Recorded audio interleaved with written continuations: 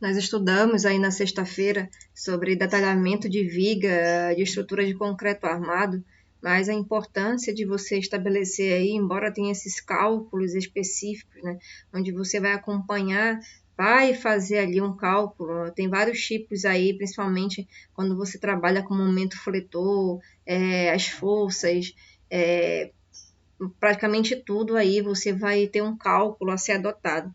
Mas em questão ao assunto de desenho técnico arquitetônico, não é eu explicar 100% dos cálculos, né? Vou estar passando aí, explicando os cálculos ainda para vocês, mas é importante você entender que nós temos um detalhamento final, e essa é uma estrutura aí representativa, como você faz um detalhamento da viga. Então, já que o assunto é detalhamento de viga, de estrutura aí de concreto armado, você tem todas essas informações. Você vai ter ali, voltado com a área, a parte do diâmetro, todos os diâmetros estão aqui pré-estabelecidos. A seção de cada parte aí dessas vigas, né? O diâmetro aqui de cada componente de cada viga que você vai ter ali a necessidade de colocar. Então, quando você representa, você não precisa representar de acordo com aquelas cotas enormes que você tem e coloca a setinha. A maneira que o desenho técnico arquitetônico representa a viga é dessa forma aqui, onde você vai colocar ali apenas uma linha, e aí você vai dizer ali, né, quanto você tem no teu valor ali específico e algumas informações contidas aí aqui em cima e aqui embaixo para você representar o detalhamento de cada viga.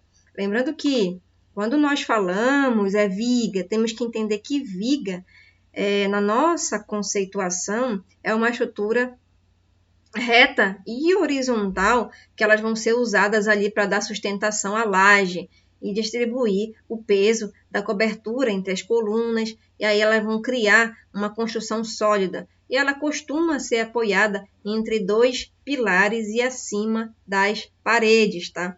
Então, isso que é viga. Geralmente, quando a gente faz uma construção, você vai utilizar ali o teu concreto, você vai transpor, colocar aí várias vigas de sustentação reta e horizontal usadas para conseguir sustentar esta laje, tá? Então, você representa no teu desenho dessa forma aqui.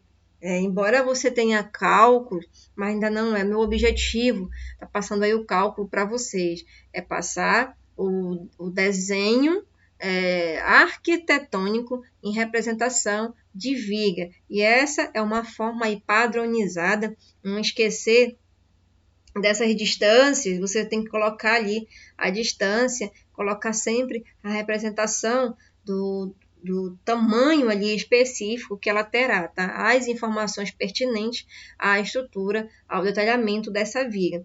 E aí, quando você observa, né, você tem, lógico, nós temos que calcular, é necessário passar pelo menos uns cálculos mais simples, os padrões mais simples para vocês entenderem que algumas informações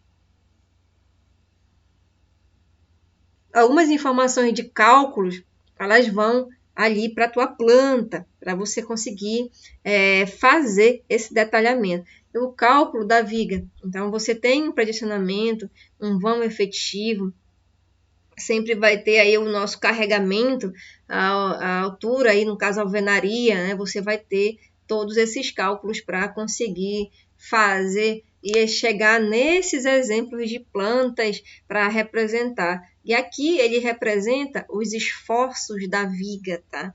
Então, os esforços que estas vigas aí estão sujeitas a sofrerem, e aí todas elas estão representadas.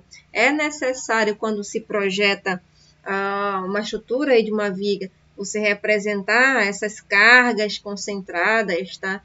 Devido aí ao pilar, aqui eu tenho um pilar, que está dizendo um pilar P8 e a viga V3. Então, tu tem os pilares P8 e as vigas de sustentação V3, tá? E aí a gente consegue concentrar essas cargas. Como é que você vai representar? Se você representa em uma planta, uma estrutura aí com pilar, é dessa forma aqui. Aí, geralmente, aqui você está representando os pilares, né?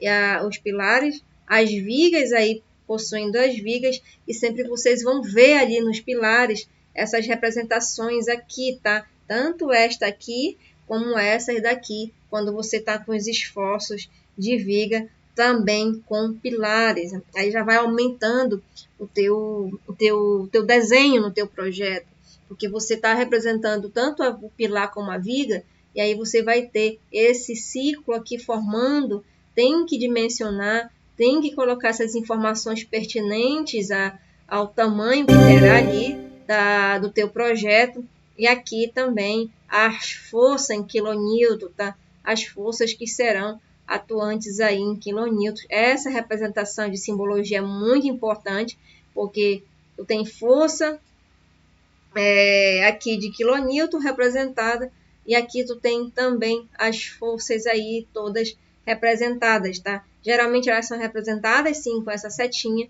e é importante você colocar essa estrutura, essa representação no teu desenho técnico arquitetônico.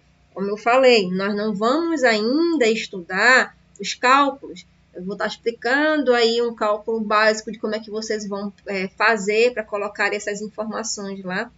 Que é exemplo aí de uma ponte, que é o melhor exemplo que nós temos para explicar. Você tem que colocar ali na planta as forças atuantes, o teu desenho completo ali da ponte como um todo. Tá? Então, você tem aí com pilar e viga, e aí você vai ter ainda os esforços dela, os esforços que ela sofre no teu desenho. Você vai projetar aqui dessa forma os esforços que a viga aí V3, os esforços da viga V3 no pilar P8.